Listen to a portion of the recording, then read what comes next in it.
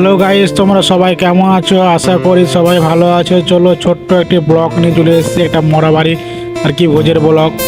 সেখানে মাছগুলোতে আমি আর কি লেবু মারছিলাম, লেবু নুন আর কি ভালো হয়ে থাকবে তাই। এখানে আমার জামাইদা এদিকে মশলা কষাকষি করছে আর কি, ভোজের জন্য রান্নার হবে তাই মশলা কষাকষি করছে।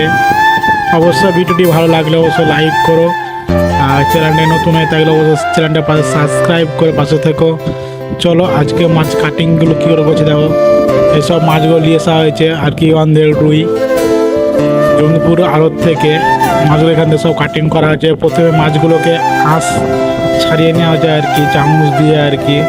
এখানে মেসো আছে আর একটু আছে আর কি মামার মতো হয়। এখানে আমার মামা ওদিকে আলু ভাজছে, এই যে আলু ভাজছে এদিকে। আমরা একটু লজের মধ্যে আছি, লজের ভিতরে এটা দেখো, লজের ভিতরে কেমন কি। এই যে মাছ কাটিং করার জন্য মাছ কাটিং করছে আর কি সবাই। দেখো আস্তে আস্তে মাছ কাটিং করছে আর কি, মাঝে লেজের পাংখাগুলো কাটছে এরকম করে।